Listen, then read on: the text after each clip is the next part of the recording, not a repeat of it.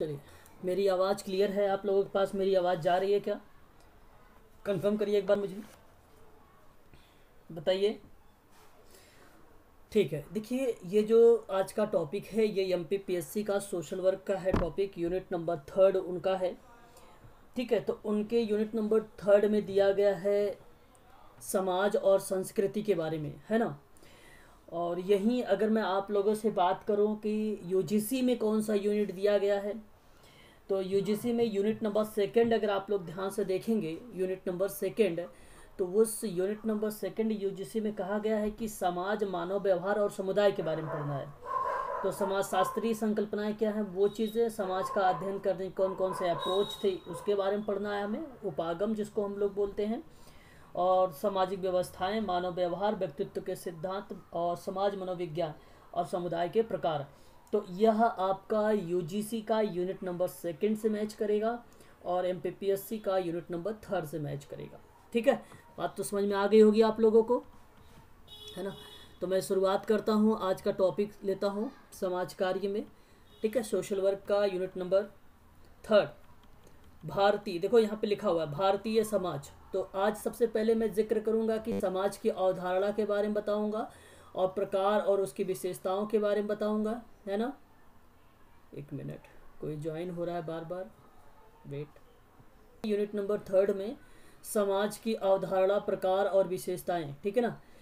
तो ये टॉपिक मैं शुरुआत करने वाला था लेकिन अब नहीं कर पाऊंगा, क्योंकि इसकी जगह जो है मैंने दूसरी पीडीएफ ओपन कर रखा है स्क्रीन पर, और ये पीडीएफ है संस्कृति और समाज की पीडीएफ है ना। ये पीडीएफ मैंने इसको ओपन नहीं कर रखा है।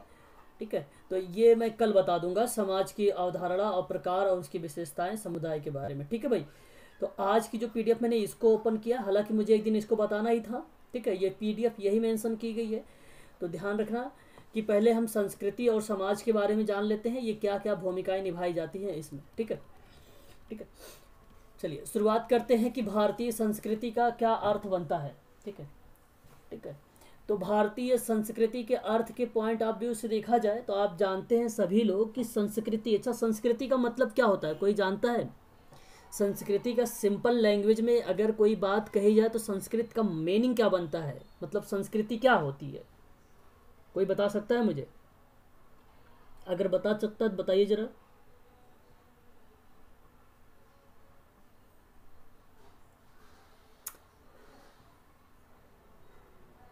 देखो, बेसिकली संस्कृति का जो अर्थ बनता है गरिमा मैडम, सिंपल लैंग्वेज में आप समझिए, यहाँ पर इसका एक अर्थ होता है संवारना। क्या इसका अर्थ होता है? संवारना इसका अर्थ होता है सिंपल लैंग्वेज में। साधारण शब्दों में अगर कभी मीनिंग पूछा जाए संस्कृति का तो आप इसको ध्यान रखिएगा, संवारना होता है। और संस्कृति शब्द का जो अर्थ होता है कि किसी व्यक्ति के परिष्कार के स्तर से होना, परिष्कार के स्तर से होना, मतलब जो व्यक्ति सही और शिष्ट आचरण करता है उसके बारे में ये कहा जाता है कि उसमें सही संस्कृति है। मतलब मेरा कहने का तात्पर्य यह है कि जो भी व्यक्ति सही तरीके से शिष्टाचार का या शिष्ट आचरण का वह यूज में लाता है, प्रयोग में लाता है, तो हम लोग सिंपल लैंग्वेज में कहते हैं कि भाई साहब ये तो व्यक्ति जो है बड़ा सभ्य व्यक्ति है ना। और ऐसे ही व्यक्ति को हम ये चीज़ें रिलेट करवाते हैं एक प्रकार से कि ये बहुत अच्छी संस्कृति से है। ठीक है, तो यहाँ पर इन चीज़ों को रिलेट कराना, संस्कृति किन चीज़ों से कही गई है। तो संस्कृति को समाजशास्त्रियों और कुछ मानव वैज्ञानिक थे, उन्होंने अपनी अपनी परिभाषा, अपनी अपनी विशेषताएं अलग अलग तरीके से डिफाइन किया है। तो पहले हम समझ लेते हैं कि भारत के परिप्रेक्ष्य में तो देखिए क्या होता है कि मनुष्य की अमूल्य निधि उसकी संस्कृति है। और संस्कृति एक ऐसा पर्यावरण है जिसमें रहकर व्यक्ति सामाजिक प्राणी बनता है और प्राकृतिक पर्यावरण को अपने अनुकूल बनाने की क्षमता को अर्जित करता है। तो कहने का तात्पर्य मेरा ये है सिंपल लैंग्वेज में कि संस्कृति शैलियों का मूल्य, यहाँ पर देखिए शैलियों का, मूल्यों का और भावनात्मक आसक्तियों का लोक होता है। ठीक है, तो संस्कृति के कई आयाम भी थे, कई उसके अप्रोचेस भी थे, कई उसके टाइप भी थे, विभिन्न प्रकार की संस्कृति थी। और बेसिकली यह रिलेट करवाता है एक प्रकार से, अगर मैं बात करूँ तो सामाजिकरण को, और सामाजिकरण क्या होता है भाई? सिंपल लैंग्वेज में आप जानते हैं कि जहाँ पर परिस्थितियाँ, भूमिकाएं, सदस्य की संस्कृति के आधार पे जो चीज़ें दी जाती हैं, जहाँ पे सामाजिक मूल्य मानदंडों को निर्धारित किया जाता है और उसकी प्रक्रियाओं के साथ साथ समाज के जो सदस्य बनते हैं उसे हम समाजीकरण के रूप देते हैं। ठीक है, तो उसी से निकला हुआ ये पार्ट है संस्कृति। ठीक है, तो आपको यहीं पर ये चीज़ ध्यान रखना है, संस्कृति का जो अर्थ बनता है संवारना, मीनिंग अगर निकालना है तो किसी व्यक्ति के परिष्कार के स्तर को जानने से संबंध में। और सिंपल लैंग्वेज में अगर परिभाषा बताना चाहते हैं तो एक व्यक्ति जो सही और शिष्टाचार आचरण करता है उसके बारे में ये कहा जाता है कि उसमें सही संस्कृति है, सही शिष्टाचार है, सही सभ्यता है। तो आप इस तरीके से इसको डिफाइन कर सकते हैं संस्कृति के बारे में। ठीक है, और कुछ है नहीं इसके आगे। ठीक है, आगे हम बात करते हैं संस्कृति से। प्रश्न जो बनने का तरीका वगैरह होगा सब कुछ बताऊंगा मैं भी आप लोगों को। ठीक है ना, चलिए देखिए, संस्कृति का शब्दार्थ निकाला गया है यहाँ पर कि उत्तम और सुधरी हुई स्थिति। भाई बताइए जरा, उत्तम अगर मैं बात कहूँ या आपसे ये कहूँ कि सुधरी हुई स्थिति, तो एक प्रकार से अर्थ बनता है संवारने का लेकर।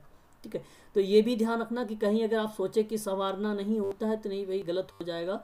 संवारना भी एक प्रकार से ये अर्थ निकालता है शब्दार्थों के पॉइंट ऑफ व्यू से अगर देखा जाए तो संस्कृति का। ठीक है, तो ये भी है। तो मनुष्य स्वभावतः प्रगतिशील प्राणी है, वह बुद्धि के प्रयोग से अपने चारों ओर यानी जो पर्यावरण है उस प्राकृतिक परिस्थिति के निरंतर सुधरता रहता है या उसे सुधारता रहता है, और उत्पन्न कार्य भी कुछ विभिन्न तरीके से सकारात्मक कार्य भी जो है उसमें करता रहता है। तो ये संस्कृति के पॉइंट ऑफ व्यू से है ना। अभी इसमें कुछ है नहीं, जहाँ से प्रश्न बनेंगे अभी मैं बताऊंगा आप लोगों से। ठीक है, सिर्फ समझिए, थोड़ा सा दिमाग में रखिए कि संस्कृति क्या चीज़ है और कैसे निकल के आ रही है यहाँ पर। ठीक है, उत्तम चीज़ें, सुधरी हुई स्थिति, संवारने वाली स्थिति कैसे निकल के आ रही है, हम किस तरीके से एक व्यक्ति को श्रेष्ठ आचरण के अंतर्गत रख रहे हैं और क्यों हम उसे डिफाइन कर रहे हैं कि यह एक व्यक्ति जो है अच्छा सभ्य वाला व्यक्ति है, अच्छी संस्कृति वाला व्यक्ति है। इसको सिर्फ समझिए बस अभी आप। तो ओके ओके, दीपा मौर्य। ठीक है, तो ये चीज़ है आपको यहाँ पे थोड़ा सा समझना है, थोड़ा सा समझिए। कह रहा है कि ऐसी प्रत्येक जीवन पद्धति, रीति रिवाज, रहन सहन, आचरण विचार, जो आचार विचार है, नवीन अनुसंधान है, आविष्कार है, जिसमें मनुष्य पशुओं और जंगलियों के दर्जे से ऊंचा उठता है और सभ्य बनता है। सभ्यता संस्कृति का एक अंग है। सभ्यता से मनुष्य और भौतिक क्षेत्र की प्रगति सूचित होती है, जबकि संस्कृति से मानसिक क्षेत्र का प्रगति सूचित होता है। देखिए, सभ्यता संस्कृति का अंग है और सभ्यता से ही मनुष्य की भौतिक क्षेत्र की प्रगति होती है। और एक चीज़ ध्यान सुनिए, यहाँ पे सभ्यता को रिलेट किया गया है। सभ्यता क्या है और संस्कृति क्या है उसको डिफाइन करने की कोशिश की जा रही है। जो सभ्यता होता है वो भौतिक क्षेत्रों से रिलेट किया जा रहा है। आप ये चीज़ ध्यान रखिए, कीवर्ड्स को पकड़िए। अगर कीवर्ड्स आपको याद रहेंगे तो आप एग्जाम में भी कर लेंगे आसानी से। सभ्यता अगर जहाँ पे कहीं मिले, आप मनुष्य के भौतिक चीज़ों के बारे में सोचिए। ठीक है, भौतिक चीज़ों के बारे में सोचिए मनुष्य के, तो वो आपका सिविलाइजेशन को रिलेट कर देगा। और यदि आपको कल्चर को जब कभी सोचना है इसके बारे में, तो आप उसको मानसिक क्षेत्रों के बारे में सोचिए, तो आप इजीली डिफाइन कर पाएंगे। ठीक है, तो मनुष्य केवल भौतिक परिस्थितियों में सुधार करके संतुष्टि नहीं हो जाता। ठीक है, तो ऐसे में ये भी नहीं कि भाई वो उसकी संस्कृति हो गई है, तो यह एक प्रकार का डिफाइन भी कर सकता है, सभ्यता भी है। तो एक दूसरे के पूरक है सभ्यता संस्कृति, दोनों शब्द एक दूसरे के पूरक हैं, आपको ये बात ध्यान रखना है। ठीक है ना। और एक देखिए यहाँ पर, वह भोजन से, देखिए वह भोजन से नहीं जीतता, शरीर के साथ मन और आत्मा से है। ठीक है, कहने का तात्पर्य ये हुआ कि वह भोजन से नहीं जीता, शरीर के मन और आत्मा से जीता है। ठीक है भाई, और भौतिक उत्पत्ति से शरीर की भूख मिट जाती है, किंतु उसके बावजूद मन और आत्मा तो अतृप्त ही बने रहते हैं, है ना। और कहता है कि इससे संतुष्टि करने के लिए मनुष्य अपना जो विकास और उन्नति करता है उसे हम संस्कृति कहते हैं। कहने का मतलब यहाँ पर यह है कि भोजन से ही नहीं जीता जा सकता है, शरीर के मन और आत्मा से भी जीता जा सकता है। ये भौतिक चीज़ों को रिलेट कर रहा है आप लोगों से, जो आप लोगों को ये भी बता रहा है यहाँ पर कि संतुष्टि करने के लिए मनुष्य अपना विकास और उन्नति भी करता है मनुष्य। तो अब जरूरी तो ये भी नहीं कि केवल भौतिक चीज़ों से ही वो जीता जा सकता है, वो संस्कृति पाई जा सकती है, ऐसा तो संभव नहीं है भाई। तो इसलिए कहा जाता है कि संतुष्टि करने के लिए भी मनुष्य अपना जो विकास करता है या उन्नति करता है, वहाँ पर कुछ ना कुछ भूमिकाएं जो होती है निभाई जाती है।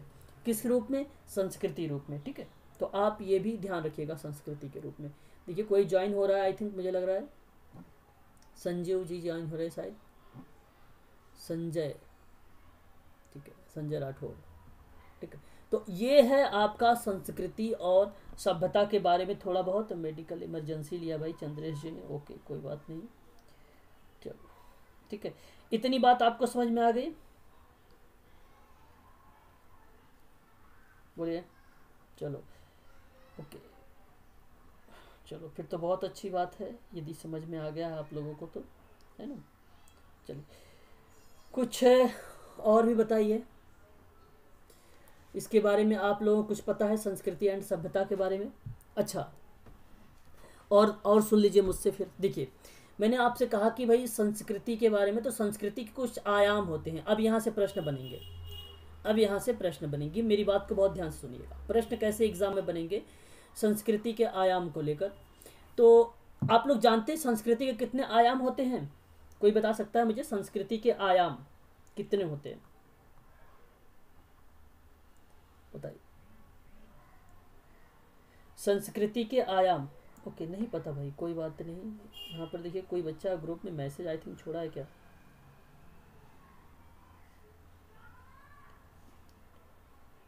ये कौन सा बच्चा है? एक मिनट रुकिए, होल्ड रखिएगा थोड़ा सा, मैं इसको वीडियो को पॉज करता हूँ।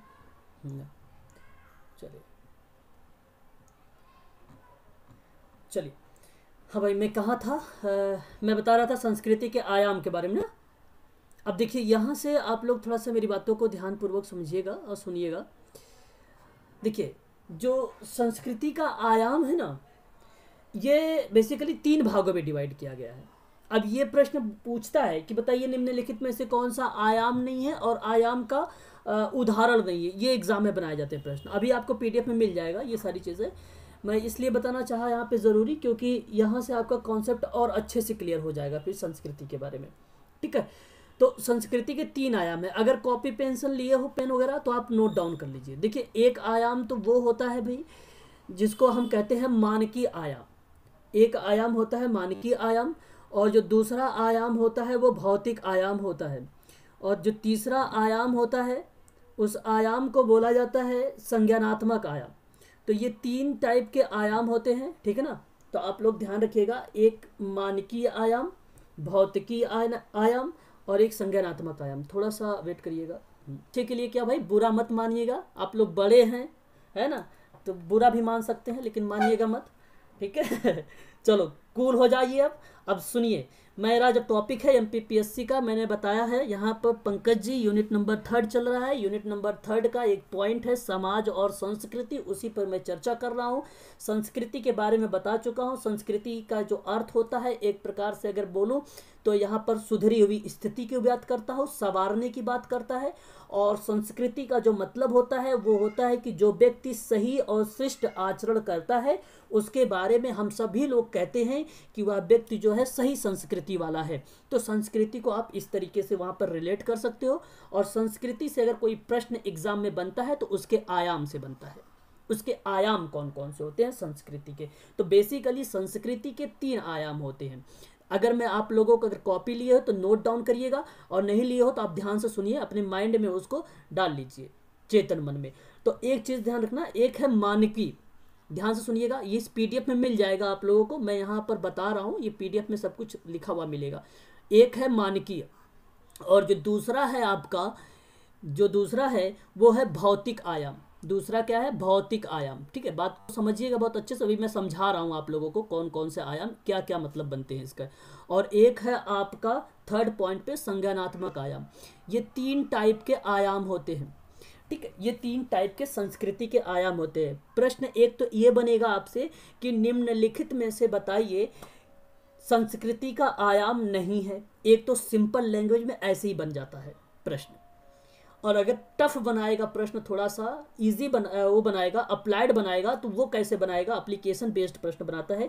तो मानकीय आयाम के अंतर्गत पूछेगा। तो मानकीय आयाम के मतलब पहले समझिए ये होता क्या है। इसमें बेसिकली जो समाज के मूल्य होते हैं, जो मानक होते हैं, जो लोक रीतियाँ होती हैं, जो लोकाचार होता है, वो सारी चीज़ें मानकीय संस्कृति में आता है। लोकाचार, लोकरीतियाँ, मानक और मूल्य, मूल्य का मतलब होता है वैल्यू, ठीक है। मानदंड का मतलब होता है मानक। लोकरीतियाँ या लोकाचार जहाँ पे सर्वांगीण चीज़ों की बात हो रही है, लोगों का विकास होने की बात हो रही है, तो समाज को रिलेट करने की बात हो रही है, तो वह 3 आयामों में से मानकीय आयाम के अंतर्गत अगर पूछा जाए तो क्या मानकीय आयाम का मूल्य निर्धारित किया जा सकता है, तो ये प्रश्न बनेगा एलिगेशन टाइप में। तो पॉइंट ए रहेगा, तो कह देना यस। या तो ये भी बनेगा कि संस्कृति आयाम के तहत मानकीय आयाम में लोकाचार को प्रस्तुत किया जा सकता है, तो आप कहोगे यस, ना कि नहीं बोलोगे। अब ध्यान से सुनिए भौतिक आयाम को, तो इनमें से कुछ ऐसा भी मेंशन कर सकता है जो भौतिक आयाम का पॉइंट उठा कर मानकीय या मानकीय आयाम में डाल दे, तो वो गलत हो जाएगा आपका। अब आप ध्यान समझिएगा भौतिक आयाम क्या होता है। फिर भौतिक आयाम का मतलब होता है कि भौतिक वस्तुओं का उपयोग में लाना। भौतिक वस्तुओं का, भौतिक का मतलब आप समझ गए होंगे भली भांति तरीके से। नहीं समझ रहे हैं तो मेरी बात को ध्यान से समझ लीजिए एक बार दोबारा से। देखो, जो सामाजिकरण की एजेंसियां हैं, जो सोशलाइजेशन की एजेंसियां हैं, थोड़ा सा ध्यान से सुनिएगा, मैं सामाजिकरण क्यों बोल रहा हूं, अभी तब भौतिक आपको इजीली समझ में आ जाएगा। जैसे मैंने कहूं कि एजेंसी कौन कौन सी होती है सामाजिकरण की, ये यूनिट नंबर अभी इसी में मिलेगा, मैं बताऊंगा कौन कौन सी एजेंसी है। एक परिवार होती है, एक पीयर ग्रुप होता है, पीयर ग्रुप को हिंदी में कहा जाता है समूह बोला जाता है। और थर्ड जो होता है वो शैक्षिक संस्थान होती हैं। देखिए कोई ज्वाइन हो रहे हैं, मैं उनको ज्वाइन कर लूँ। दीक्षा पटेल जी हैं, ठीक है, चलिए। तो आपको ध्यान रखना, हाँ चलिए चलिए यहाँ पर ध्यान से सुनिएगा। हाँ म्यूट हो जाइएगा सभी लोग भाई, मेरी बातों को ध्यानपूर्वक सुनिए। तो यहाँ पर परिवार हो जाएगा एक, और दूसरी बात हो जाएगा समूह हो जाएगा, तीसरी बात जो हो जाएगा वो शैक्षिक संस्थान हो जाएगी। तो आपको ध्यान रखना है कि ये एजेंसियां के रूप में आती हैं। कौन कौन सी एजेंसी हैं, तो बेसिकली अगर मैं आपसे बात कर रहा था भौतिक वस्तुओं का उपयोग करना, तो भौतिक वस्तुओं का उपयोग करने का मतलब ये हो गया कि जो मूल्य हैं, जो सिद्धांत हैं, वो मूल्य और सिद्धांतों का प्रयोग करना एक प्रकार का भौतिक रूप में लिया गया है, ठीक है, उनका भौतिक रूप लिया गया है, ठीक है। तो भौतिक मूल्यों का अगर कोई प्रयोग में आया, भौतिक वस्तु का कोई प्रयोग आया, तो धार्मिक स्थल की बात, अभी मैं संस्था के बारे में बताऊंगा, तो वहाँ एजेंसियों के बारे में बताऊंगा, तो आपको समझ में आ जाएगा। लेकिन यहाँ इतनी चीज़ समझ आइए कि वस्तुओं का जो उपयोग किया जाता है वो भौतिक आयाम में आता है। वस्तु कोई भी हो सकता है सोशल वर्कर के लिए। आप संसाधन को एक प्रकार से अगर सोच रहे हैं तो संसाधन सोच लीजिए, संसाधन भौतिक आयाम के अंतर्गत यहाँ पर रिलेट हो जाएगा। लेकिन हम पढ़ रहे हैं संस्कृति के बारे में, तो संस्कृति के आयाम में धार्मिक चीज़ों को रिलेट करिएगा, तो वो आप इजीली समझ में आएगा आपको। तो भौतिक वस्तुओं का उपयोग किया जाता है, ये सिंपल लैंग्वेज में आप भौतिक आयाम को कह सकते हैं। तो अब मैं आपसे कहूँ कि अगर मानकीय आयाम में भौतिक वस्तुओं का उपयोग करना शामिल है, तो आप कहना नहीं, मानकीय आयाम में तो शामिल नहीं है, ये तो भौतिक आयाम में शामिल है। तो ऐसे प्रश्न बनाए जाते हैं, कंफ्यूज कर देगा। अगर आपको पता ही नहीं होगा कि भौतिक आयाम मानकीय आयाम, तो आप कंफ्यूज हो जाएंगे, फिर तो क्वेश्चन ही गलत कर जाएंगे, ठीक है। एक और प्रश्न देखो यहाँ पे, संज्ञानात्मक आयाम। मेरी बातों को सिर्फ ध्यानपूर्वक सुनिएगा, जैसे प्रश्न बनेगा ये सारे प्रश्न करवाऊंगा आप लोगों से, जो मैं बोल रहा हूँ ये प्रश्न आएंगे आप लोगों से, मैं प्रैक्टिस करवाऊंगा इसकी। एक है संज्ञानात्मक आयाम। संज्ञानात्मक आयाम का मतलब क्या होता है, कॉग्निटिव से रिलेट करता है। तो जो कॉग्निटिव से रिलेट करता है, तो इसमें अगर मैं बात करूं आपसे, तो परिवेश संबंधित आएगा। देखो यहाँ पर परिवेश आएगा, परिवेश का मतलब आप ये ना समझे, इसका मतलब होता है वातावरण। परिवेश का मतलब होगा वातावरण, वातावरण आएगा, इन्वायरमेंट आएगा। तो यहाँ पर जो इन्वायरमेंट की बात करेगा वो कॉग्निटिव करेगा। तो 3 आयाम है, जिसमें मानकीय आयाम में लोक रीतियाँ थी, मूल्य था, लोकाचार था। भौतिक आयाम में भौतिक वस्तु थी, और संज्ञानात्मक आयाम में उससे इससे संबंधित परिवेश की जानकारियों के बारे में बात कर रहा था, उस परिवेश के विवेचना की बात कर रहा था, उस परिवेश के संस्करण की बात कर रहा था, वो संस्कृति थी। तो संस्कृति का स्ट्रक्चर ही बेसिकली बनाया गया है कि सांस्कृतिक व्यवहार का सार के रूप में देखा जाए। तो वह एक लक्षण के रूप में देखा गया था, एक स्वरूप के रूप में देखा गया था, एक सम्मिश्रण के रूप में देखा गया था। तीनों को मिला दिया जाए, लक्षण, स्वरूप, सम्मिश्रण, ये तीनों मिला दिया जाए, तो संस्कृति की एक समग्रता का निर्माण होता है। तो यानी कहीं कहीं संस्कृति के लक्षण भी देखने को मिलते हैं, तो कहीं कहीं संस्कृति के स्वरूप देखने को मिलते हैं, तो कहीं कहीं संस्कृति के समलक्षण भी देखने को मिलते हैं, और ये 3 आयामों में आ जाते हैं इन्वॉल्व, मानकी, भौतिक और संज्ञानात्मक। संस्कृति की परिभाषा ही बताई गई थी, और वो परिभाषा थी, मैं आपको बता दूं, मैकाइवर एंड पेज के अकॉर्डिंग कहा था उन्होंने कि संस्कृति जो होती है शैलियों का मूल्य होता है और भावनात्मक आसक्तियों का लोक होता है। लोक होता है, ठीक है। तो ये परिभाषा ऑलरेडी मैकाइवर एंड पेज ने बता दी थी। तो सिंपल लैंग्वेज में मैकाइवर पेज संस्कृति शैलियों के मूल्य, वैल्यूज को बताते हैं, और साथ ही साथ उसके भावनात्मक आसक्तियों को जोड़ते हैं। तो बस आप समझ जाना कि ये जो है संस्कृति की परिभाषा हो जाएगी, ठीक है। विभिन्न प्रकार के विद्वान लोग आएंगे, अभी नाम मैं आपको बताऊंगा, है ना, उन चीज़ों को ध्यान रखिएगा। देखिए यहाँ पे संस्कृति क्या है, उसका अर्थ क्या है। यहाँ पे लिखा हुआ है कि समूह है, समूह, ध्यान से देखिएगा, समूह में साथ साथ जीवन व्यतीत करने के लिए आवश्यक है कुछ नियम विधान की ओर, जो व्यक्ति पारस्परिक संबंधों और व्यवहारों क्रियाओं को निर्देशित और नियमित कर सके। कहने का तात्पर्य ये हुआ कि जो संस्कृति होती है, ये संस्कृति, आप ये भी मत सोचना कि केवल हमें पढ़ना है भाई समूह कार्य में ही, नहीं।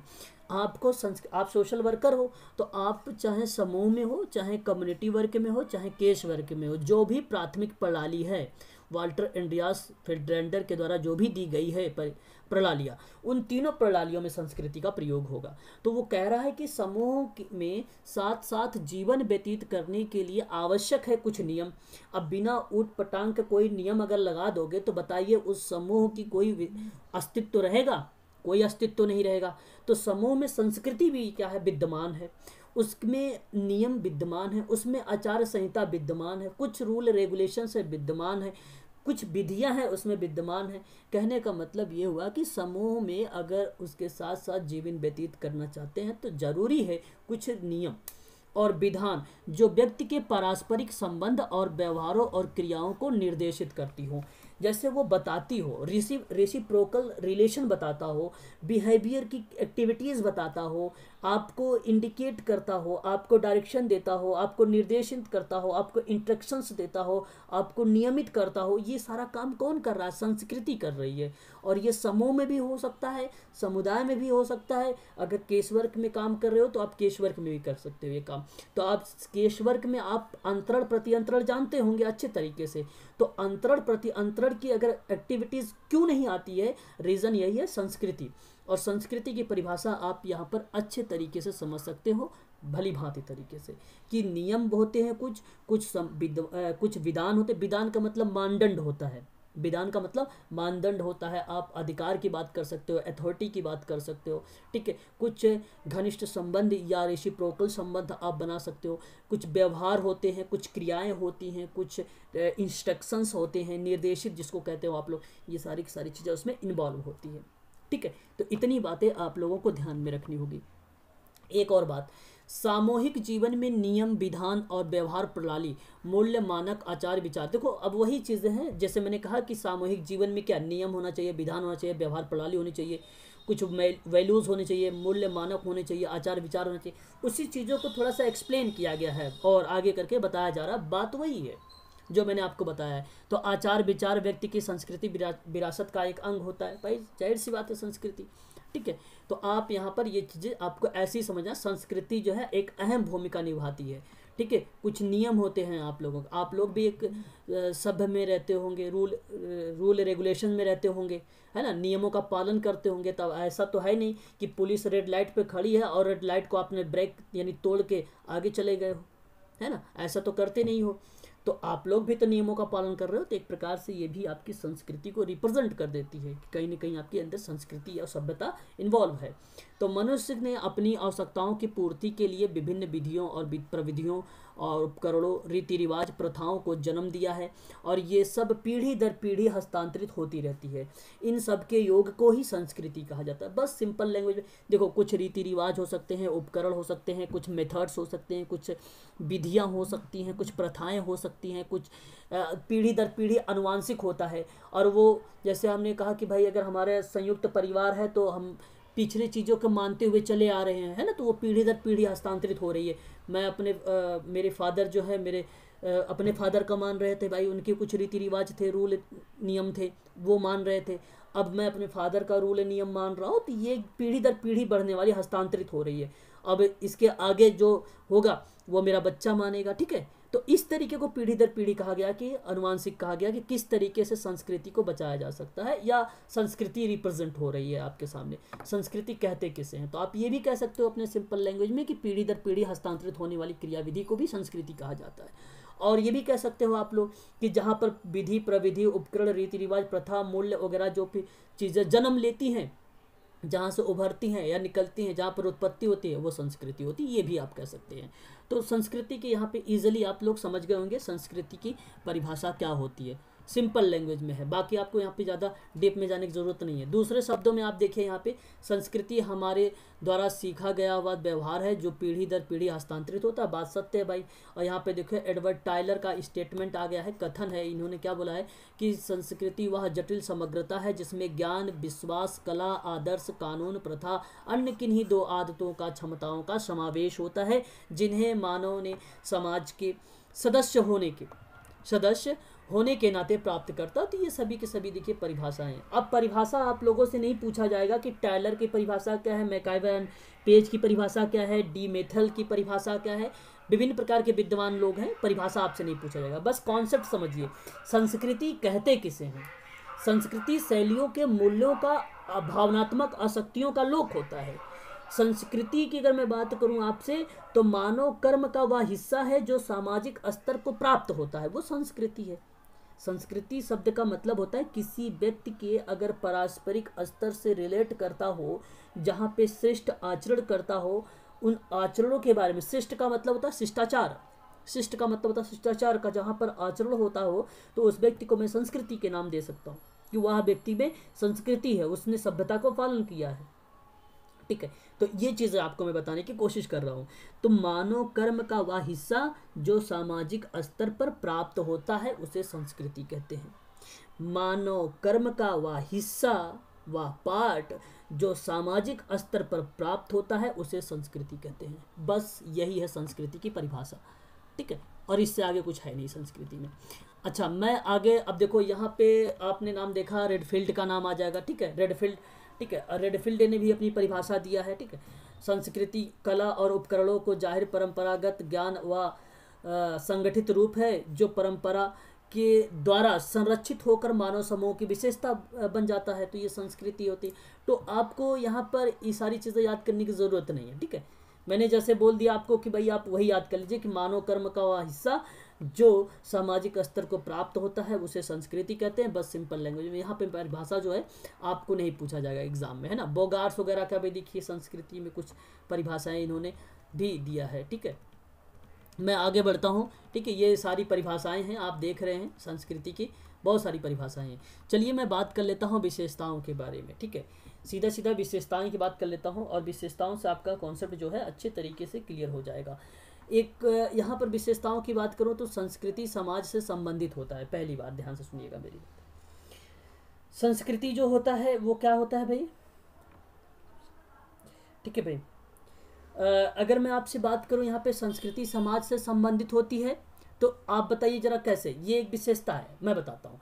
संस्कृति की उत्पत्ति, विकास, संचार के संबंध में समाज से होता है, व्यक्ति से नहीं। समाज से अलग रहकर कोई व्यक्ति संस्कृति का ना तो विकास कर सकता है ना ही प्रसार कर सकता है। देखो मेरी बात को समझिएगा अच्छे से आप लोग। यहाँ अगर मैं आपसे बात करूँ संस्कृति के बारे में, तो यहाँ पर बताया जा रहा है कि संस्कृति समाज से संबंधित होती है, समाज से इन्वॉल्व है, वो किसी एक पर्टिकुलर या व्यक्तिकरण व्यक्ति से इन्वॉल्व नहीं है। यहाँ बात करता है संस्कृति सीधा सीधा सर्वांगीण विकास की। तो विकास एवं संचार के संबंध में समाज से होता है, व्यक्ति से नहीं। तो इंडिविजुअल नहीं होगा, ये व्यक्ति से बोल दिया, इंडिविजुअल नहीं हुआ, ये समाज से होता है। तो ये बात आपको ध्यान रखना, ये पहला आपका विशेषता बन जाएगी। अगर मैं दूसरी विशेषता के बारे में बात करूँ तो आप लोगों से, तो दूसरी विशेषता का अगर मैं आपसे बात करता हूँ, एक मिनट, थोड़ा सा किसी का कॉल आ रहा है, ठीक है, ठीक है। अगर मैं दूसरी विशेषता के बारे में बात करूं तो संस्कृति में सामाजिक गुण पाए जाते हैं। सामाजिक गुण पाए जाते हैं भाई, जरा कौन बता सकता है सामाजिक गुण? सामाजिक गुण कौन बता सकता है भाई? संस्कृति और समाज के तहत जो संस्कृति है इसमें कुछ गुण पाए जाते हैं। कोई बता सकता है कि गुण कौन कौन से हो सकते हैं? यदि हाँ तो मुझे मुझे बताइए कौन कौन से गुण हो सकते हैं, बोलिए। चलो देखिए, इसमें अगर देखिए आप सामाजिक सांस्कृतिक आविष्कार के लिए अगर मैं बताऊं सामाजिक गुण क्या होता है, जैसे खेती करना, बागवानी करना, भोजन पकाने की विधि के आविष्कार को लेकर बातें करना, है ना, इत्यादि कुछ ऐसे क्रियाकलापें होती हैं जिन क्रियाकलापों में हम यूज करते हैं सामाजिक गुणों को लेकर। जैसे आपने नाम सुना होगा परिवार रजिस्टर नकल, जिसको आप लोग बोलते हैं कुटुंब परिवार रजिस्टर नकल, है ना। इन सारी चीज़ों के आपने नाम सुना होगा संस्कृति में ज्ञान, विश्वास, प्रथा, परंपरा, प्रविधि आदि जो होता है वो किसी एक या कुछ व्यक्तियों के प्रतिनिधित्व नहीं बल्कि संपूर्ण समाज का प्रतिनिधित्व करता है। तो इसका गुण यही होता है कि प्रथा हो, परंपराएं हो, नियम हो, विधान हो, किसी भी एक व्यक्ति का देन नहीं माना जाएगा, वहाँ पे सभी व्यक्तियों का देन माना जाएगा। जैसे कुछ लोग कहते हैं कि भाई बताइए जरा sir, charity organization society England की किसने स्थापना की है? हालांकि नाम होली का नाम मिलता है, गेसल मिनट्स का नाम मिलता है चैरिटी ऑर्गेनाइजेशन सोसाइटी में बेसिकली, लेकिन वहाँ पर किसी एक पर्टिकुलर का वो नहीं था उद्देश्य। वहाँ पर एक कमेटी बनी थी, उस कमेटी के माध्यम से उसका विकास किया गया था। इंडिविजुअल नाम पूछेगा तो गेसल का लगा देना आप, चैरिटी ऑर्गेनाइजेशन सोसाइटी इंग्लैंड वाला, ठीक है, या तो आप उसका नाम लगा देना हेनरी सोली का नाम। ये दोनों नाम देखने को मिल जाते हैं। एग्जाम में तो नहीं अभी तक पूछा गया है, लेकिन अगर कभी कोई पूछे तो आप बता देना कि यही लोग किए थे, लेकिन इंडिविजुअल के रूप में नहीं हुआ था इसका विकास हुआ था ग्रुप के रूप में, ठीक है। तो उसी तरीके से समाज कार्य भी अगर जब होता है तो संस्कृति का विकास तो इंडिविजुअल के रूप में उसके सामाजिक गुणों को नहीं देखा जाता है, वो सभी के गुण को लेकर देखा जाता है, ठीक है ना। किसी पर्टिकुलर एक व्यक्ति के गुणों के बारे में बात नहीं की जाती है। ओके, ठीक है भाई, क्लियर हो गया मेरी बात? हाँ, बात को बस समझिए, आपको बस समझना है। अगर समझ गए तो आप कर जाओगे, और नहीं समझेंगे तो गड़बड़ हो जाएगा सारा चीज़। बात को सिर्फ समझिए। देखो, संस्कृति सीखी जाती है भाई, बात सही है। संस्कृति सीखी जाती है कि नहीं सीखी जाती भाई? सीखा, देखो संस्कृति सीखा हुआ व्यवहार है। ये देखो सीखा है, ये सीखा है, सीखा। संस्कृति जो होता है सीखा हुआ व्यवहार है, और यह उत्तराधिकार में नहीं बल्कि शिक्षा और अभ्यास से द्वारा प्राप्त की जाती है। तो व्यक्ति समूह में आचरण, व्यवहार, लक्षण के अभ्यास के द्वारा सीखता है। बात जाहिर सी बात है भाई, सीखी जाती है। जैसे मैं कहूँ कि कोई अगर व्यवहार आप सीखते हैं तो उसे अर्जित करते हैं। कुछ व्यवहार को आप अर्जित करते हैं, तो अर्जित का मतलब होता है एक्वायर। एक्वायर करते कहाँ से? समाज से करते हैं। तो व्यक्ति समूह के आचरण और व्यवहार के लक्षण को अभ्यास के द्वारा सीखा जा सकता है, ठीक है। तो ये बातें आप लोगों को थोड़ा सा ध्यान रखना है कि जो संस्कृति होती है वो सीखी जाती है। कारण है कि अर्जित करना, एक्वायर किया जाना। तो एग्जाम में आप लोगों से सीखी की बजाय अर्जित लिख देगा, तो आप लोग कंफ्यूज नहीं होना। अर्जित का मतलब होता है सीखना या प्राप्त करना या एक्वायर करना, यही चीज़ हो जाएगी। तो यानी संस्कृति अर्जित करना या अर्जित की जानी या सीखी जानी, बात दोनों यहाँ पे सिमिलर बन जाएंगे, इक्वल हो जाएंगे। संस्कृति सीखने की विकसित होता है। देखो संस्कृति जो होता है सीखने में विकसित होता है। संस्कृत सीखने में विकसित कैसे भाई होता है? तो यहाँ पर आप ध्यान सुनिए, व्यक्ति जो होता है संस्कृत सीखता है, अर्थात जन्मजात गुण नहीं होते इसमें। तो समाज में रहकर व्यक्ति संस्कृत के विभिन्न पक्षों को अपनाता है, यानी एक्वायर करता है, जाहिर सी बात है। तो जब एक्वायर कर लेगा तो जाहिर सी बात वो सीख जाएगा। तो इसी तरीके से आपको ध्यान रखना है कि संस्कृति की जो विशेषता है, वो पहली विशेषता तो यही बताती है कि संस्कृति समाज से संबंधित होगी। फिर कहती है कि संस्कृति सामाजिक गुणों को अपनाती है। फिर कहती है संस्कृत सीखी जाती है, यानी अर्जित की जाती है। और फिर आप देख रहे हैं संस्कृति सीखने को विकसित करती है। तो प्रश्न बनेगा कि निम्नलिखित में से बताइए संस्कृति की विशेषता कौन सी नहीं है। निम्नलिखित में से छांटिए कौन सी विशेषता नहीं है, ऐसे बना सकता है प्रश्न। तो विशेषताओं को ध्यान रखिए, समाज से संबंधित है, सामाजिक गुणों से संबंधित है, संस्कृत सीखी जाती है और संस्कृत सीखने के से विकसित भी होती है, ठीक है। तो अर्जित या एक्वायर से हो सकता है, आप ऐसे समझ सकते हैं, ठीक ना। मैं पढ़ इसलिए नहीं रहा हूँ कि बहुत ईजी है सारा टॉपिक, है ना। संस्कृत एक देखो संचरित होता है। संचरित कैसे होता है भाई? संचरित होने का मतलब यह एक विशेष प्रकार की विशेषता को रिप्रेजेंट करती है। कहती है कि संस्कृति का जो रूप होता है पीढ़ी दर पीढ़ी परिष्कृत होती है। परिष्कृत का मतलब होता है कि एक प्रकार से हस्तांतरित होती है। तो संस्कृति के संचार का जो सबसे मुख्य साधन होता है वो भाषा होता है। सबसे मुख्य साधन क्या होगा? भाषा होगा संस्कृति में। और यहाँ पर देख लीजिए, अतः इसका संचार संभव है। तो सब अतः संचार जब संभव हो गया तो इसलिए मैं ये बात कह सकता हूँ कि संस्कृति के संचार का सबसे मुख्य साधन क्या होगा? भाषा।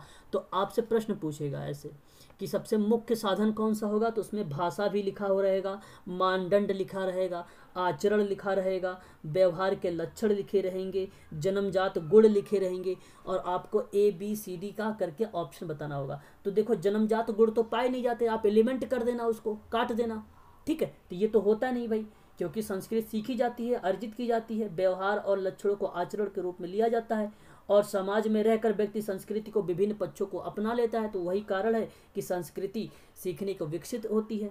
साथ साथ अगर मैं बताऊं तो समाज से संबंधित होता है, किसी एक व्यक्ति पर बात नहीं करता। अगर ऑप्शन में व्यक्तिकरण लिखा रहेगा संस्कृति को तो भी गलत कर देना आप। संस्कृति व्यक्तिकरण नहीं होता है, वो सार्वजनिक होता है, सामाजिक गुणों को अपनाया जाता है। तो ये चीज़ें आप लोग वहाँ पर कर देना, ठीक है। और यहाँ पे संचरित करने का मतलब था कम्युनिकेशन को रिलेट करना।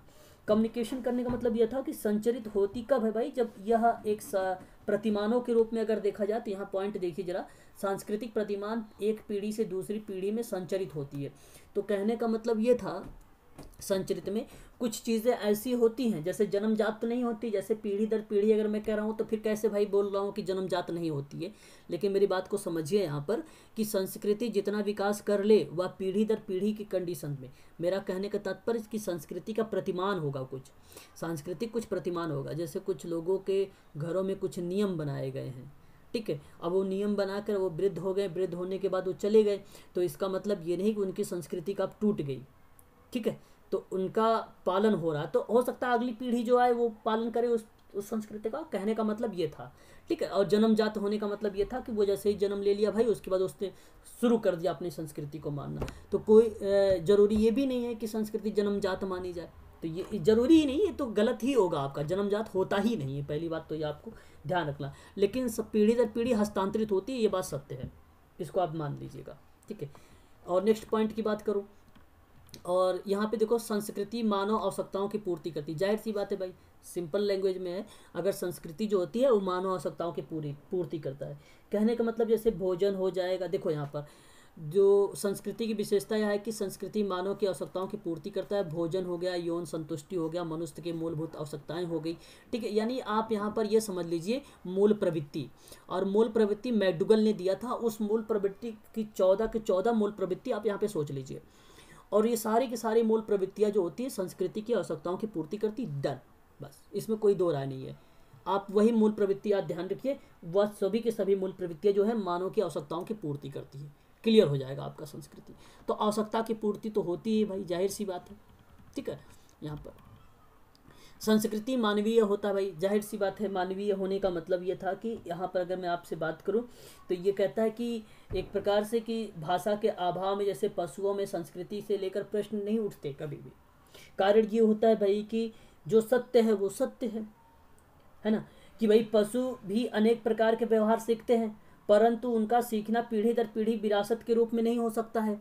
तो ये तो मानवीय होगा। आप पशुओं पर लागू कर दो कि भाई पशु भी संस्कृति में रहे, तो ये हो सकता है पॉसिबल कि भाई तुम्हें आना है सही तरीके से, ठीक है, चले जाना है अपने वहाँ पर, क्या बोलते हैं जहाँ पर बांधते हो वहाँ पे चले जाना है। तो ये तो उसकी संस्कृति, ऐसा कुछ तो है नहीं, ये तो सिर्फ मानवीय में होता है, मानव में होता है, इसलिए मानवीय माना जाता है, पशुओं वगैरह में नहीं माना जाता, बस मानवीय होता है। तो सिंपल लैंग्वेज में ही लिखा हुआ भाई मानवीय होता है, इसमें बताने की क्या ज़रूरत है मुझे, है ना।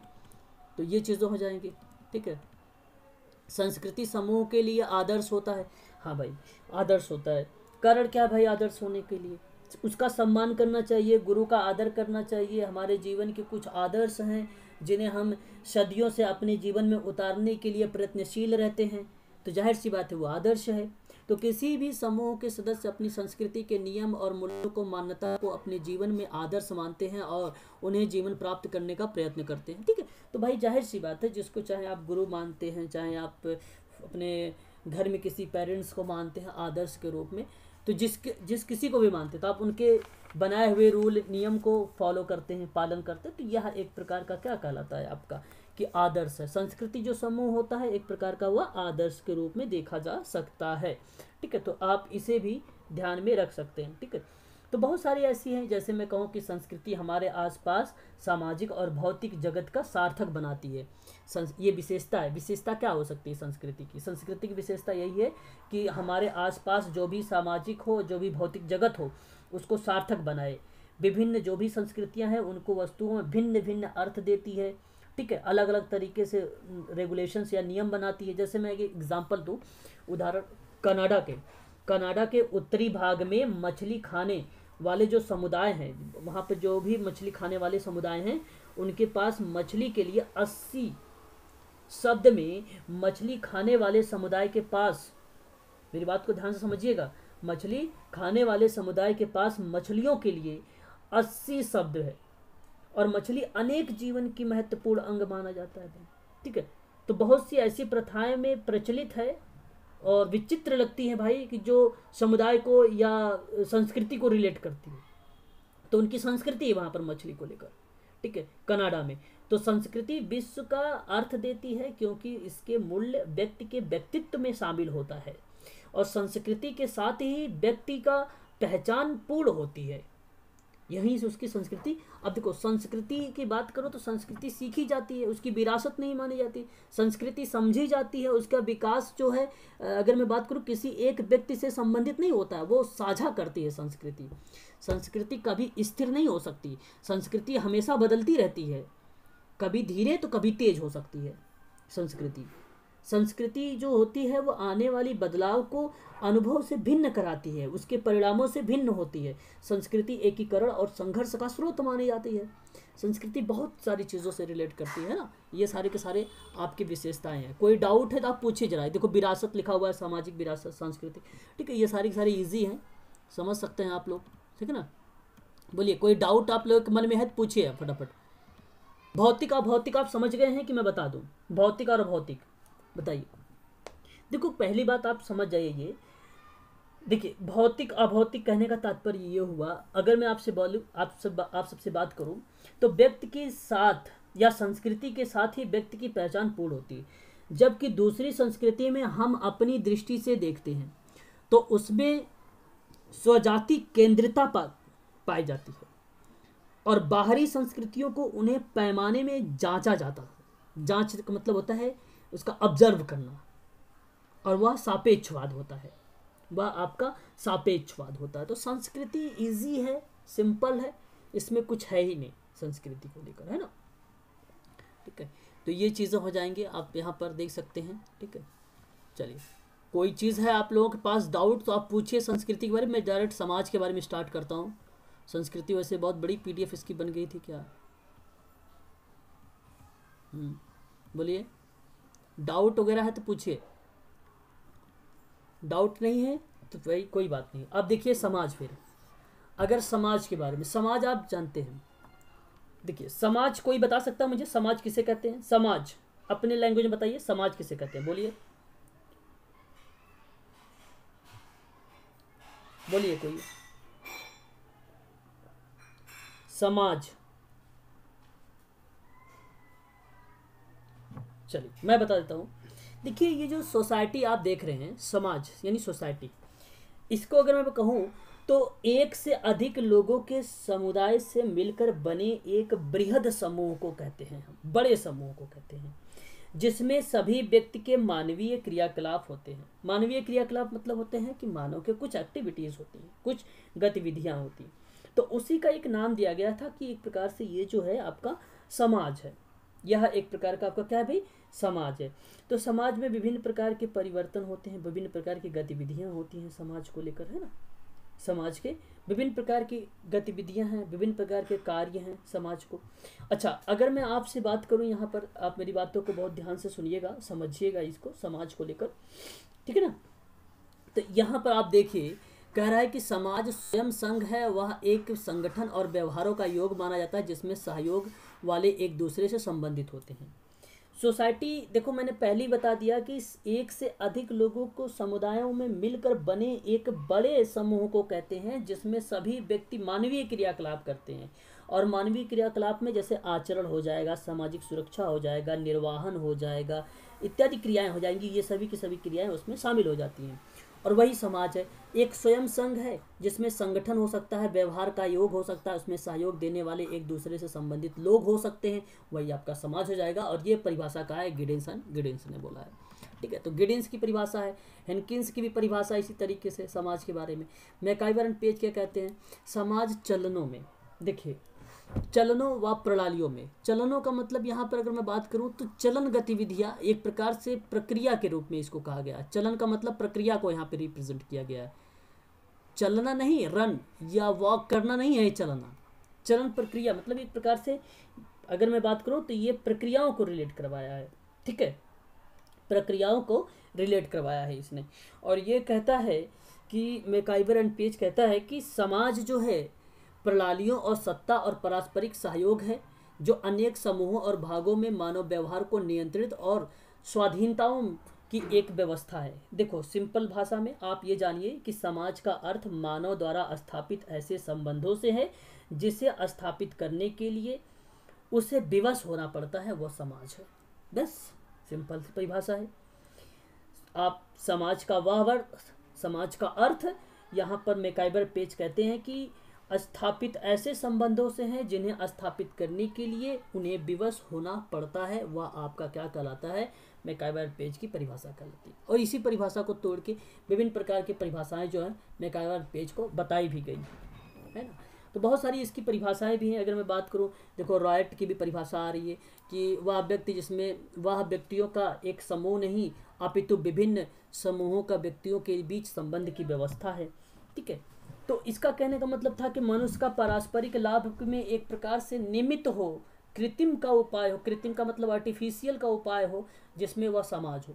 तो जहाँ पर आपने पारस्परिक लाभ की बात किया है, नियमितता की बात किया है, सक्रियता, नियमितता का मतलब होता है सक्रिय। ठीक है, सक्रिय होता है। तो सक्रिय और कृत्रिम आर्टिफिशियल का अगर आप उपाय कर रहे हो तो समाज है। बस सिंपल लैंग्वेज में मनुष्य के शांतिपूर्ण संबंधों की अवस्था का नाम है समाज। लो भाई, सिंपल भाषा में समाज किसे कहते हैं? समाजकार नहीं बता रहा हूं मैं आप लोगों को, समाज बता रहा हूं। समाज किसे बोलते हैं? मनुष्य, ध्यान से सुनिए, मनुष्य के शांतिपूर्ण संबंधों की अवस्था का नाम है समाज। बस समाज ही शांत है। ठीक है, बस सिंपल है, क्लियर है आपका। बस समझ में आया कि नहीं आया समझ में? अब समाज की विशेषता देख लो। समाज एक अमूर्त है, समाज अमूर्त है, थोड़ा सा ध्यान रखिएगा।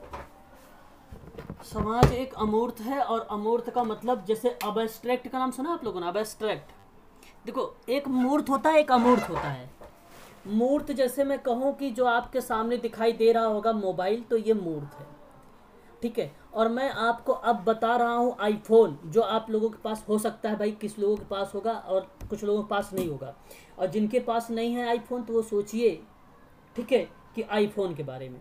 और जिसके पास आईफोन है भाई वो सोचिए रियलमी फ़ोन के बारे में या रेडमी फ़ोन के बारे में सोचिए। अब मैं बता रहा हूँ इनके बारे में, तो क्या बताइए, रेडमी फ़ोन आपके पास है, आईफोन आपके पास है, जब नहीं है तो वो अमूर्त है। जो चीज़ें दिख रही हो वो मूर्त रूप में हो, जो चीज़ें ना दिख रही हो वो अमूर्त रूप में। तो अमूर्त है समाज, नहीं दिखता है। ठीक है, तो यहाँ पर व्यक्तियों का समूह नहीं अपितु मानवीय अंतः संबंधों का एक जटिल व्यवस्था माना जाता है। ठीक है, तो ये चीज़ें आपको यहाँ पर ध्यान रखना। तो समाज एक प्रकार का क्या है, ये अमूर्त माना जाएगा। ठीक है, क्लियर हुआ ये बात? देखो पारस्परिक निर्भरता की बात करूँ तो समाज एक प्रकार की पारस्परिक निर्भरता की बात करता है, जिसमें मनुष्य एक सामाजिक प्राणी है। वह अपनी आवश्यकताओं की पूर्ति अकेले नहीं कर सकता है, उसे अपनी आवश्यकताओं की पूर्ति के लिए दूसरे पर आश्रित होना पड़ता है। तो यही कारण है कि समाज को कहा गया है एक प्रकार से कि पारस्परिक निर्भरता पाई जाती है। तो इसलिए आपका ये भी सत्य माना जाएगा कि यह एक प्रकार की क्या है, उसकी विशेषता मानी जाएगी। ठीक है ना, ये बात भी आपको ध्यान रखना है। पॉइंट नंबर 3, समाज संबंधों की व्यवस्था है। समाज संबंधों की व्यवस्था का मतलब जानते हैं? अच्छा, जो समाज होता है वो सामाजिक संबंधों का जाल माना जाता है। और ये बात आप लोग जानते हैं, किसने बोला है, कौन बताता है? बताइए कौन बताया है इस बात को? हाँ, मैकाइवर एंड पेज ने। मैकाइवर एंड पेज ने इस बात को साफ शब्द में कहा है कि समाज सामाजिक संबंधों का जाल माना है। और इसने कहा है कि सामाजिक संबंधों के ताने बाने नहीं, देखो ये ताने बाना लिखा हुआ है, ताना बाने का मतलब आप यहाँ पे ये रिलेट करिए उसके रिलेशंस को। उसके संबंधों में रिलेशन को। ताना बाना एक प्रकार के समाज कार्य में नेटवर्क को यूज़ किया जाता है, लेकिन यहाँ पे नेटवर्क नहीं है, ठीक है ना। तो लेकिन जाल बनाने का मतलब हो रहा है, तो यहाँ पर इसका जाल होगा। ताने बाने का मतलब जो होगा जाल होगा। तो जैसे एक व्यक्ति यहाँ पर है, इससे जुड़ा हुआ है, ये व्यक्ति इससे जुड़ा हुआ है ना, तो ये व्यक्ति इससे जुड़ा हुआ है, ये व्यक्ति इससे जुड़ा हुआ है, ठीक है। तो इस तरीके का ये सामाजिक संबंधों का जाल बन रहा है, ये जाल बन रहा है, ठीक है। ये व्यक्ति जो है इससे जुड़ा हुआ है, आपने देखा भी होगा, है ना, ठीक है, इस तरीके का फॉर्मेट। तो ये सामाजिक संबंधों का जाल है, इसलिए समाज संबंधों की व्यवस्था होती है, ठीक है। तो ये भी आप कह सकते हो। अच्छा, आगे हम बात करते हैं। तो देखो यहाँ पे समानता भी पाई जाती है। भिन्नता के दो रूप होते हैं, एक समानता होती है, एक असमानता होती है। समानता क्या होती है? जहाँ पर सामाजिक संबंधों का निर्माण हो, वो समानता के रूप में देखी जाती है। जैसे अगर मैं बात करूं अस्तित्व, जहाँ पर आ रहे हो, जहाँ पे शारीरिक रचना वगैरह की बारे में बात हो रही है, जहाँ पर उसके इंडिविजुअल की बात हो रही है, वो समानता हो जाएगी। और असमानता वो हो जाएगी, हर एक व्यक्ति यूनिक है, इसलिए उसकी रुचि, उसके कार्य करने के तरीके, इसलिए उसकी वहाँ पर जो विधि या टेक्निक या साधन अलग अलग होंगे, तो इसलिए यहाँ पर असमानता भी हो जाएगी। तो जब व्यक्तिकरण को देखेंगे तो असमानता दिख जाएगी, जब समाज की बात करेंगे तो वहाँ पे समानता दिख जाएगी। तो समानता असमानता को ध्यान से समझिएगा। समानता होगा समाज को लेकर, असमानता होगा व्यक्तिकरण को लेकर, ठीक है। मनोवैज्ञानिक के आधार पर भी है। सामाजिक संबंधों का मतलब बताया गया है कि भाई दो या दो से अधिक प्राणियों के पारस्परिक अनुभूति जहाँ पर पाई जाती है, वह मनोवैज्ञानिक का आधार माना जाता है, ठीक है। क्यों आधार माना जाता है? क्योंकि मानसिक जागरूकता की चेतना जो है उत्पन्न होती है इसी के अंतर्गत, ठीक है। तो विशेषताएं एक से अधिक सदस्य भी हो सकते हैं, बृहद संस्कृति के रूप में भी हो सकते हैं, क्षेत्रीय रूप में भी हो सकते हैं, सामाजिक संबंधों के दायरे में भी हो सकते हैं। ये सभी के सभी क्या है, उसकी विशेषताएं रिप्रेजेंट कर देती हैं समाज की, ठीक है। तो ये समाज की विशेषताएं हैं, ठीक है। समाज देखो निरंतर, यहाँ पर देखिए एक तरफ लिखा हुआ था निरंतर चलता रहता है। एक प्रकार से अगर मैं बोलूँ तो निरंतर की गतिविधियाँ हैं, समाज निरंतर बना रहता है। तो देखो यहाँ पे पॉइंट नंबर 9, तो यहाँ पर गतिविधियाँ बनी रहती हैं समाज की निरंतर, है ना। और आगे अगर हम बात करें इसी तरीके से, तो पॉइंट नंबर, समाज केवल मनुष्यों के सीमित नहीं है। मतलब केवल देखो यहाँ पर, तो प्रश्न को समझिए, समाज केवल मनुष्यों तक सीमित नहीं है, यानी सर्वांगीण विकास है एक प्रकार से यहाँ पर, है ना, सर्वांगीण विकास है, ठीक है। तो ये चीज़ें हैं, आपको ध्यान रखना है। तो ये टॉपिक आज आपका समाप्त हो गया, और ये टॉपिक था एमपीपीएससी के लिए, बच्चों के लिए, यूनिट नंबर 3 का समाज और संस्कृति को लेकर। आप लोग टेंशन ना लीजिए, समाज और संस्कृति से मैं एमसीक्यू भी आप लोगों के लिए लेकर आ रहा हूँ, ठीक है। और मुझे आज पढ़ाना था समाज की अवधारणाओं के बारे में, बट मैंने कुछ दूसरा टॉपिक ले लिया था, तो कोई बात नहीं। ये अगला जो मेरा टॉपिक होगा वो आप लोगों के लिए यही टॉपिक होगा, ठीक है, कि मैं समाज की अवधारणा और प्रकार के बारे में बताऊंगा। चलिए, यहाँ पर आप समझ गए हैं उसके विशेषताओं को लेकर, और समाज की अवधारणा और परिभाषा को लेकर आप समझ ही चुके हैं कि समाज बेसिकली होता क्या है ना। समाज में तो आई थिंक मुझे नहीं लग रहा कि किसी कोई दिक्कत होगी। भाई बताइए, अगर किसी को कोई दिक्कत है समाज को, तो पूछ सकता है। मैंने समय दे रखा हूँ आप लोगों को। समाज या संस्कृति से जहाँ से भी आपके मन में कोई डाउट बन रहे हैं, तो आप मुझसे पूछिए। जो भी डाउट आपके मन में या विचार आ रहे होंगे वो पूछ सकते हैं आप लोग मुझसे। देखिए, सिंपल लैंग्वेज में समाज जो होता है ना, वो सामाजिक संबंधों का जाल है, ये सिंपल में समझना है। समाज अनेक व्यक्तियों का एक समूह माना जाता है, ये समझना है। समाज में विभिन्न व्यक्तियों को जो एक पद से मिले होते हैं, उन्हें हम स्टेटस के रूप में जानते हैं, परिस्थिति के रूप में जानते हैं, ठीक है। तो आपको ये ध्यान में रखना है, ठीक है। तो समाज में विभिन्न प्रकार की भूमिकाएं भी लोग होते हैं। एक प्रदत्त परिस्थिति के लोग होते हैं, एक अर्जित परिस्थिति के। परिस्थिति का मतलब होता है स्टेटस, और प्रदत्त का मतलब होता है जहाँ पे डाटा आपने एक कलेक्ट किया है। प्रदत्त का मतलब आंकड़ों को जहाँ पर आपने कलेक्ट किया है। तो जैसे मैं अगर कहूँ प्रदत्त क्या बोला, तो प्रदत्त का मतलब होता है, यहाँ पर समझिए, जो व्यक्ति को परिवार, जाति व जन्म के कारण मिलती है, जिसे बदला नहीं जा सकता है, तो वह एक प्रकार का आपका प्रदत्त परिस्थिति का रूप में आएगा। और अर्जित वो होता है जिसे बदल सकते हो। अर्जित परिस्थिति को व्यक्ति अपने प्रयास से प्राप्त करता है, जैसे इंजीनियर हो सकता है, वकील हो सकता है, तो इनको हम बदल भी सकते हैं, इनको हम ना चेंज भी कर सकते हैं। तो ये आपका जो बदला जा सकता है वो अर्जित होगा, और प्रदत्त जिसे आप बदल नहीं सकते। तो ये दो प्रकार के ही होते हैं समाज दो ही प्रकार का होता है, एक प्रदत्त होता है, एक अर्जित होता है। तो इस तरीके से आपको यही समझना था यहाँ पर, ठीक है, समाज के बारे में, ठीक है। क्लियर हो रहा है कि नहीं क्लियर हो रहा, बताइए जरा एक बार। तो समाज के, और देखो अगर मैं बात करूं, एक बेसिकली आपने नाम सुना होगा पूर्व आधुनिक समाज क्या होता है, कृषि समाज क्या होता है, आधुनिक समाज क्या होता है। तो अगर आप जब कभी क्षेत्रों के आधार पे कभी प्रश्न आप लोगों से बने तो समाज के 3 टाइप भी बन जाते हैं कभी कभी। तो एक होता है पूर्व आधुनिक समाज। तो जो पूर्व आधुनिक समाज होता है, जैसे शिकारी, उस समय शिकारी का संग्रहण समाज होता था, चारावाह समाज होता था, ठीक है, चारावाह समाज होता था। तो चारावाह समाज और गैर औद्योगिक समाज, शिकारी और संग्रहण समाज, ये पूर्व आधुनिक समाज की था, जो मतलब पहले की बात हो रही है ये।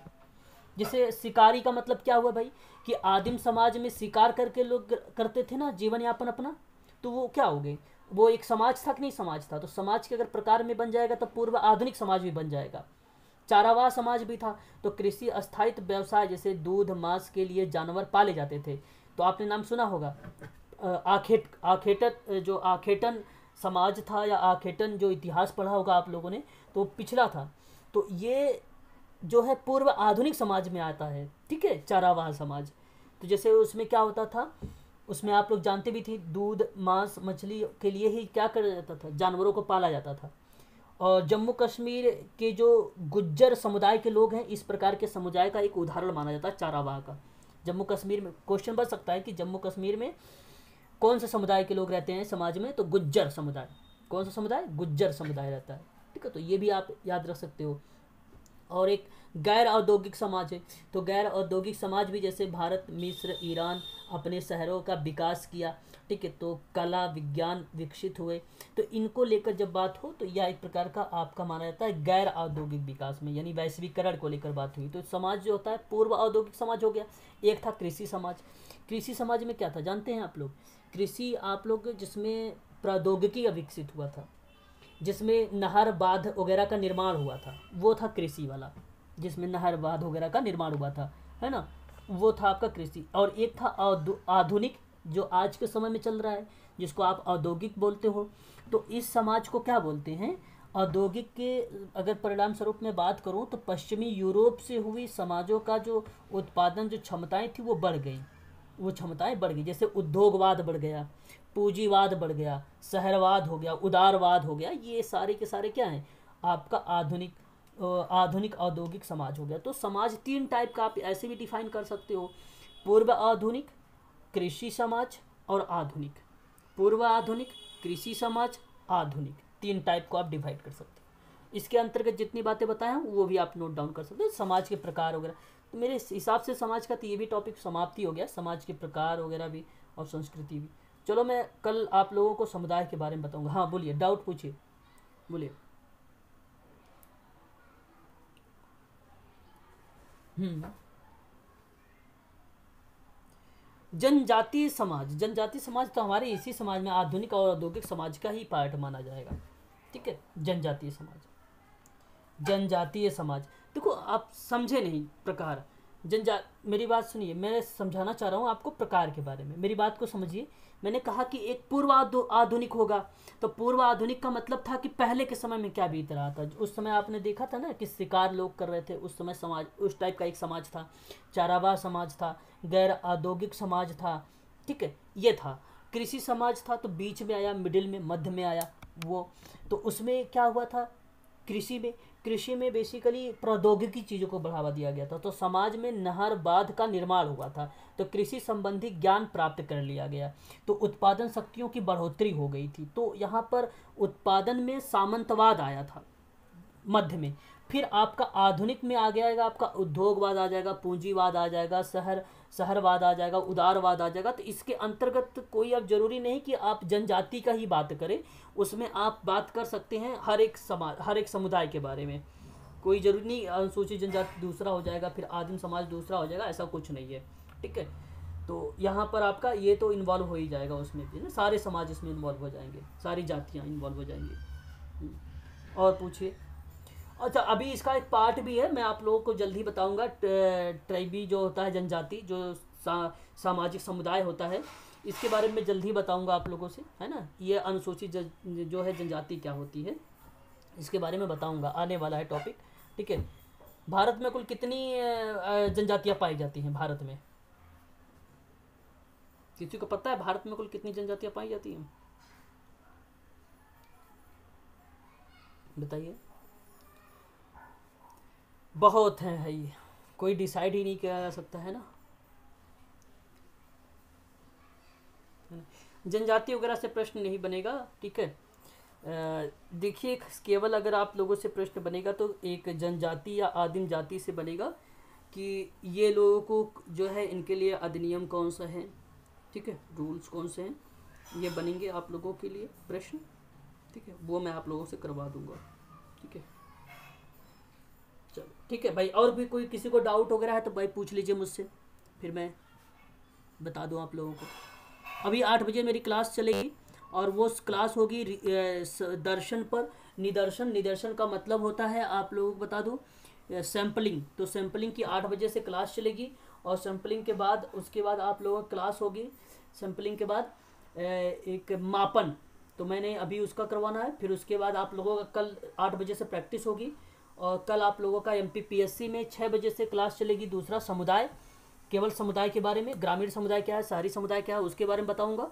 फिर ये सारा जब टॉपिक समाप्त हो जाएगा तब फिर मैं आप लोगों के लिए वो लेकर आऊँगा प्रैक्टिस, ठीक है। 6 बजे प्रैक्टिस 2-3 दिन बाद लेकर आऊँगा और 8 बजे जो प्रैक्टिस चलेगी वो आज नहीं चलेगी, कल चलेगी।